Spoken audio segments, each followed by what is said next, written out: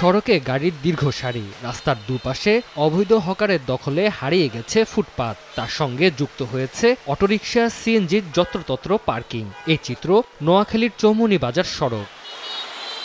দেশের দক্ষিণাঞ্চলের বৃহৎ বাণিজ্য কেন্দ্র চৌমুহনী বাজার। একসময় দেশীয় ও মারোয়ারিদের ব্যবসা বাণিজ্য ছিল বাজারে, তবে যানজটের কারণে সেই বাজার এখন অস্তিত্ব সংকটে। স্থানীয়রা জানান, নোয়াখালী, ফেনী, লক্ষ্মীপুর আঞ্চলিক মহাসড়কের উপর চৌমুহনী সড়ক দিয়ে চট্টগ্রাম, ফেনী, লক্ষ্মীপুর সহ ১১টি রুটে যানবাহন চলাচল করে। এছাড়া নোয়াখালীর অভ্যন্তরীণ রুটে প্রতিদিন যাতায়াত করে ২ লাখ যাত্রী। তবে সকাল থেকে রাত ৮টা পর্যন্ত চৌমুহনীতে যানজট লেগেই থাকে।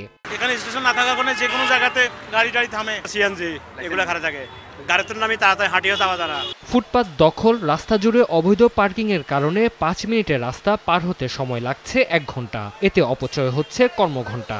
যানজটের কারণে আমরা আমাদের কার্যক্রম ব্যাহত হচ্ছে। প্রশাসন উদ্যোগ নেয়, তাহলে আমার মনে হয় যে এই যানজট চৌমুহনীতে থাকবে না। অবৈধ হকার উচ্ছেদ ও নিয়ন্ত্রণহীন রাস্তার উপর ব্যাটারি চালিত অটোরিকশা, সিএনজি অটোরিকশার বিরুদ্ধে ব্যবস্থা নেওয়া হবে বলে জানিয়েছে পৌর কর্তৃপক্ষ। যেখানে যেখানে যানজট সৃষ্টি করে যে সকল গাড়ি থাকবে, এই গাড়িগুলোকে আমরা এখানে ডাম্পিং গ্রাউন্ডে নিয়ে আসবো। ২ জন করে যদি ট্রাফিক পুলিশকে দাঁড় করিয়ে দেওয়া যায়, তাহলে আমার মনে হয় যে অনেকাংশে কিন্তু আমাদের যানজটটা কমে যাবে। ২০০৯ সালে চৌমুহনী সড়কের যানজট নিরসনে ৭০ ফুট প্রস্থের ৪ কিলোমিটার দীর্ঘ ৪ লেন সড়ক নির্মাণ করা হয়। ব্যয় হয় ২৫,৩৭,৭৫,০০০ টাকা। সময় সংবাদ, নোয়াখালী।